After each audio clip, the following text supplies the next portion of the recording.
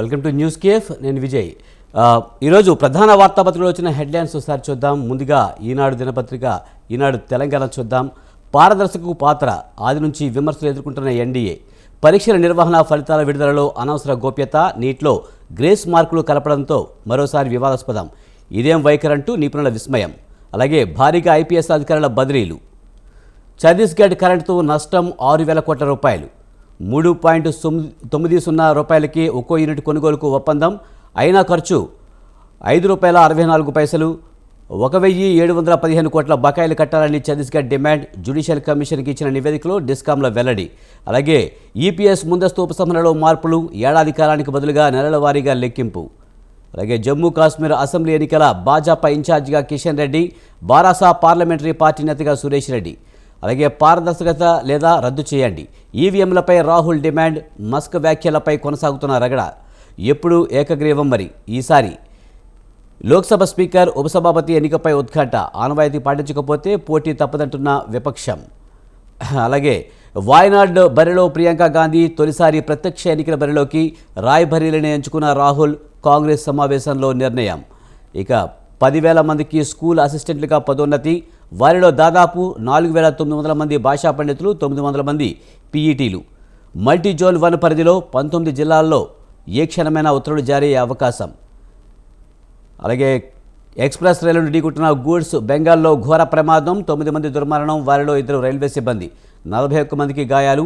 Goods అతివేగమే దుర్ఘటనకు కారణమని ప్రాథమికంగా నిర్ధారణ. మృతుల కుటుంబాలకు 10 లక్షల ఎక్స్గ్రేషియా ప్రకటన. రిజర్వాయర్లన్నీ ఖాళీ. తెలుగు రాష్ట్రాల్లో ప్రాజెక్టులు నిండడానికి 560 టీఎంసీలు అవసరం. ఇది ప్రధానంగా ఈనాడు తెలంగాణ పత్రికలో వచ్చిన విశేషాలు. అలాగే సాక్షి చూద్దాం. సాక్షిలో మొదటగా పశ్చిమ బెంగాల్లో ఘోర ప్రమాదం. ఎక్స్ప్రెస్లో ఢీకొట్టిన గూడ్స్, 9 మంది దుర్మరణం, మరో 41 మందికి గాయాలు. పట్టాలు తప్పిన కాంచనజంగా కోచ్లు. దిగ్భ్రాంతి వ్యక్తం చేసిన రాష్ట్రపతి ద్రౌపది ముర్ము, ప్రధాని మోదీ.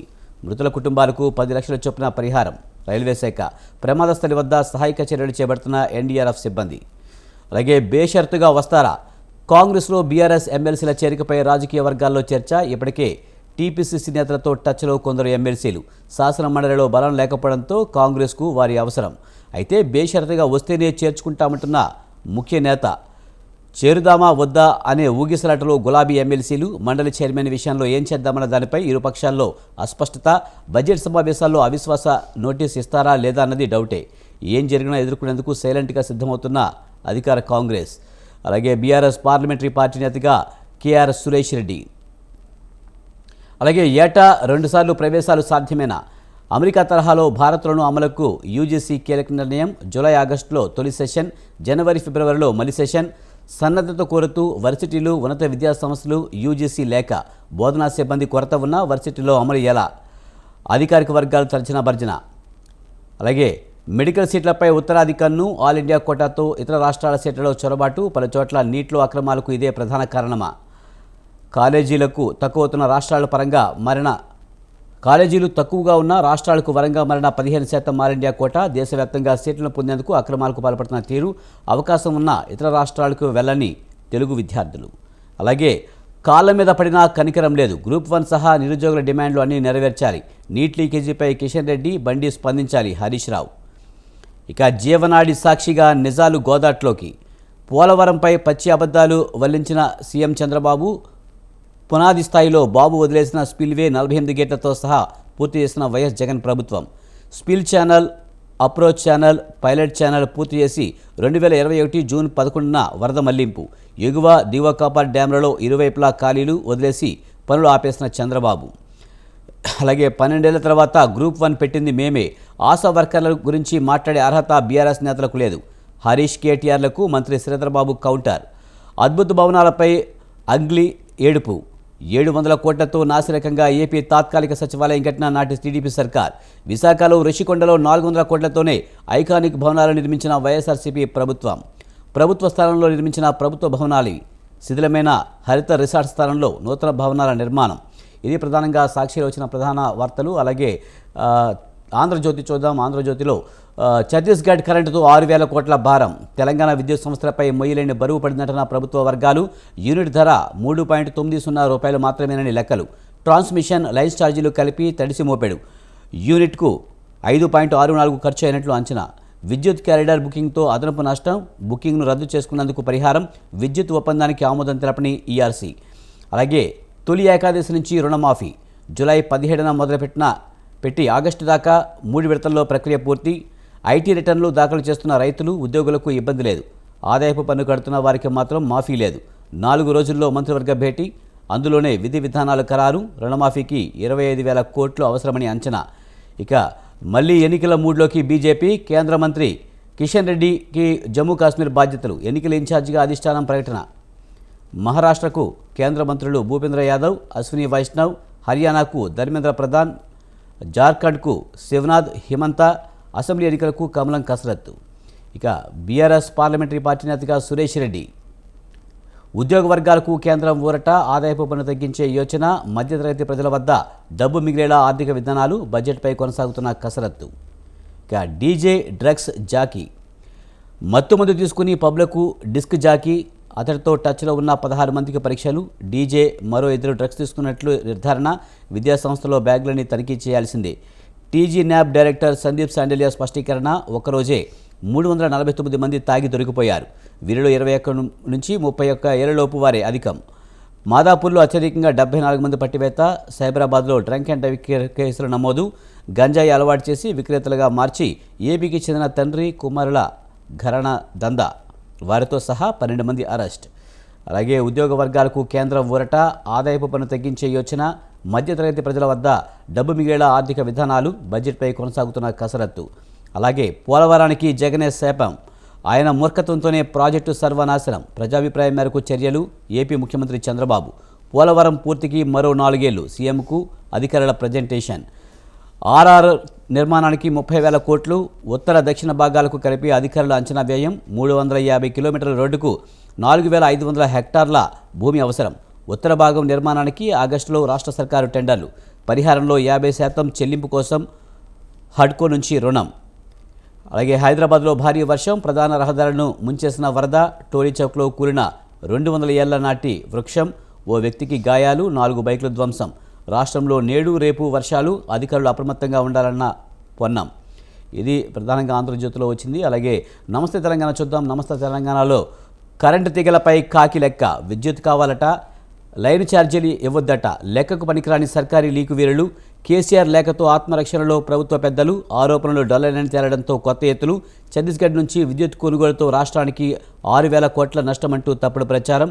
ఎక్కడ కరెంటు కొన్నా సరఫరా ఛార్జీలు తప్పనిసరి, దాన్ని నష్టంగా చూపించేందుకు అపసోపాలు. యూనిట్ ధర 3.90గా ఉండగా ఎక్కువగా కొన్నట్లు చూపిస్తూ బురజల్లే ప్రయత్నం.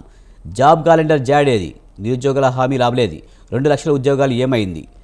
అలాగే బీఆర్ఎస్ పార్లమెంటరీ పార్టీ నేతగా సురేష్ రెడ్డి నియమించిన కేసీఆర్, కృతజ్ఞతలు తెలిపిన కేఆర్, ఉభయ సభల సెక్రటరీ జనరల్కు అధికారిక లేఖలు. అలాగే నీట్గా చీటింగ్, ఎన్డీఏ పాలిత రాష్ట్రాల్లో అక్రమాల డొంక, గుజరాత్ బీహార్ ప్యాప్ లీక్ మూలాలు రుజువు. లక్షలు దండుకుని అంగడి సరుకుగా ప్రశ్నాపత్రం. 24 లక్షల మంది విద్యార్థుల జీవితాలతో చెలగాటం. 10 రోజుల ముందు ఎన్నికల ఫలితాల రోజే రిజల్ట్. అవకతవకల నుంచి దృష్టి మళ్లించేందుకు ఈ ప్లాన్. చివరకు అక్రమాలు జరిగినట్లు ఒప్పుకున్న కేంద్ర మంత్రి. అలాగే కేంద్రం తీరు దారుణం, నీట్పై 24 లక్షల మంది విద్యార్థులలో ఆందోళన. ప్యాప్ లీక్ సమస్యే కాదంటున్నట్టు మాట్లాడుతున్నారు కేంద్ర మంత్రి. ప్రధాన్ వ్యాఖ్యలపై కేటీఆర్ ఆగ్రహం. 9 ఏళ్ల కష్టం, ఫ్యాక్స్కాన్, కేసీఆర్ కృషితో రాష్ట్రానికి పరిశ్రమ. ఆగస్టులో ఉత్పత్తి ప్రారంభం. లక్షల మందికి ఉపాధి దక్కే ఛాన్స్. దేశ చరిత్రలో ఇదే తొలిసారి. తెలంగాణకు కంపెనీని రప్పించడానికి 2015 నుంచే శ్రమ. మహారాష్ట్రకు తరలించాలన్న కేంద్రం కుట్రలకు కేటీఆర్ చెక్. తైవాన్కు 3 సార్లు వెళ్లిన అప్పటి ప్రజాప్రతినిధులు. నిరుడు కేసీఆర్తో సంస్థ చైర్మన్ యంగ్లియా సమావేశం. కిందటి మే నెలలో కేటీఆర్ చేతుల మీదుగా శంకుస్థాపన. నేడు ఉత్పత్తులకు సిద్ధం. తొలి దశలోనే 25,000 కొలువులు. అలాగే బెంగాల్లో రైలు ప్రమాదం. ఎక్స్ప్రెస్ను ఢీకున్న గూడ్స్ రైలు, 9 మంది మృతి, 41 మందికి గాయాలు. పట్టాలు తప్పిన 3 ఎక్స్ప్రెస్ బోగీలు. సిగ్నలింగ్ వైఫల్యమే ప్రధాన కారణం. ఘటనపై సిఆర్ఎస్ దర్యాప్తు ప్రారంభం. అనాదిగా మారిన రైల్వే శాఖ మమత. ఇది నమస్తే తెలంగాణలో వచ్చిన వార్తలు. అలాగే ఈనాడు ఆంధ్రప్రదేశ్ చూద్దాం. పోలవరానికి జగన్ ద్రోహం, క్షమించరాని నేరం. చేతకాని వ్యక్తి పాలిస్తే ఏమవుతుందో చెప్పడానికి ఈ ప్రాజెక్టే నిదర్శనం. నిర్మాణానికి 4 ఏళ్లు పడుతుందని అధికారుల మాట. లోతుగా అధ్యయనం చేయాలి. మా కష్టం బూడిదలో పోసిన పన్నీరైంది. ఆవేదనతో బాధతో వెల్లడించిన ముఖ్యమంత్రి చంద్రబాబు పోలవరం ప్రాజెక్టులో క్షేత్రస్థాయిలో పరిశీలన. ఈ నష్టానికి బాధ్యులెవరు? ఈఎన్సీ నారాయణ రెడ్డిని నిలదీసిన ముఖ్యమంత్రి సమాధానం చెప్పలేక నీరు నమిలిన అధికారులు.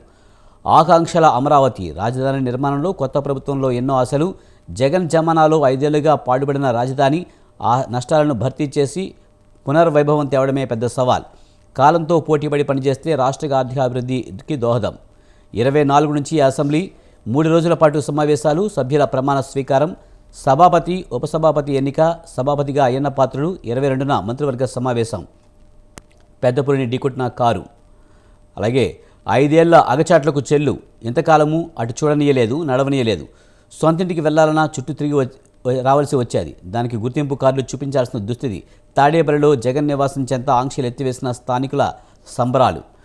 తాటిపత్రిలో తేదాపా కార్యకర్త హత్య. ఇంటిపై నిద్రిస్తుండగా వేటకొడవలతో దాడి. వైకాపా మూకుల పనేనని కుటుంబ సభ్యుల ఆరోపణ. ఇటు ఎండ అటు వానలు. తిరులో గరిష్ట ఉష్ణోగ్రత 40.2 డిగ్రీలు. చిట్టమూరులో 42.5 మిల్లీమీటర్ల వర్షపాతం నమోదు. నేడు రైతుల ఖాతాల్లో పీఎం కిసాన్ నిధులు. అలాగే బెంగాల్లో ఘోర ప్రమాదం. ఎక్స్ప్రెస్ రైలును ఢీకొట్టిన గూడ్స్. 9 మంది దుర్మరణం. వారిలో 2 రైల్వే సిబ్బంది. 41 మందికి గాయాలు. గూడ్స్ అతివేగమే దుర్ఘటనకు కారణమని ప్రాథమిక నిర్ధారణ. ఇక ఆంధ్రప్రదేశ్ సాక్షి చూద్దాం. సాక్షిలో జీవనాడి సాక్షిగా నిజాలు గోదాట్లోకి. పోలవరంపై పచ్చి అబద్ధాలు వరించిన సీఎం చంద్రబాబు. పునాది స్థాయిలో బాబు వదిలేసిన స్పిల్వేను 48 గేట్లతో సహా పూర్తి చేసిన వైఎస్ జగన్ ప్రభుత్వం. పోలవరం మరో 4 ఏళ్లకే. అది అంతా సవ్యంగా జరిగితేనే పూర్తి. సీఎం చంద్రబాబు 13,683 కోట్లు ఖర్చు చేసి 72% పూర్తి చేశా. పనులు వేగంగా జరిగి ఉంటే 2020 నాటికి పూర్తయ్యేది. డయాఫ్రమ్ వాల్ 4 చోట్ల దెబ్బతింది. మరమ్మతులకే 447 కోట్ల ఖర్చు అవుతుంది. సమాంతరంగా కొత్తగా నిర్మిస్తే 996 కోట్ల వ్యయం. అలాగే పశ్చిమ బెంగాల్లో ఘోర రైలు ప్రమాదం. ఎక్స్ప్రెస్ను ఢీకొట్టిన గూడ్స్. పట్టాలు తప్పిన కాంచన్గంగా కోచ్. 9 మంది దుర్మరణం, 41 మందికి గాయాలు. అలాగే వర్షాలు, వడగాల్పులు. రాష్ట్రంలో భిన్న వాతావరణ పరిస్థితులు. ఉష్ణతాపానికి పశ్చిమ గాలులే కారణం. స్తబ్దుగా నైరుతి ఋతుపవనాలు 4 రోజులలో కదలిగా వచ్చి రాష్ట్రంలో మరింత విస్తరించే అవకాశం. వచ్చే 2 రోజులు వానలతో పాటు ఉక్కబోత. అద్భుత భవనాలపై అగ్లీ ఏడుపు. అలాగే రాష్ట్రంలో ప్రజాస్వామ్యం కూని. ఎన్నికల అనంతరం యూపీలో మాదిరిగా రాష్ట్రంలో దాడులు. విధ్వంసం సృష్టిస్తున్న కూటమి నేతలు. పేద బడుగు బలహీన వర్గాల లక్ష్యంగా దాడులతో చెలరేగిపోతున్నారు. ప్రజాస్వామ్యంలో ఇలాంటి దాడులను ఖండించాలి. ఎన్నికల అనంతరం రాష్ట్రంలో మానవ హక్కుల హననంపై ప్రజా సంఘాల ధ్వజం. గుంటూరులో రౌండ్ టేబుల్ సమావేశం. 5 సభ్యులతో ఎన్నికల హింస వ్యతిరేక పోరాట సమితి ఏర్పాటు. ఇక 22న వైఎస్ఆర్సీపీ విస్తృత స్థాయి సమావేశం. ఇది ప్రధానంగా సాక్షిలో వచ్చిన ప్రధానమైన వార్తలు. ఇక ఆంధ్రజ్యోతి తెలంగాణ చూద్దాం. సోకులకే 120 కోట్లు. ఆ పనులన్నీ సమీప బంధువు సుప్రియారెడ్డికే. అలాగే కూడబలుకుని కూల్చేశారు జగన్. అధికార నిర్వాకం. పోలవరానికి ఆయనే శాపం చంద్రబాబు. అలాగే పవన్కు సవాలు. గాడి తప్పిన గ్రామీణాభివృద్ధి పంచాయతీరాజ్ శాఖ నిర్వీర్యం. ఉపాధి హామీ పథకానికి తూట్లు. తాగునీటి సరఫరా చిన్నభిన్నం. యథేచ్ఛగా నిధుల దుర్వినియోగం. ఘోరంగా చతికిలబడిన వ్యవస్థలు. రేపు పవన్ బాధ్యతల స్వీకరణ. అలాగే విషాద ప్రయాణం.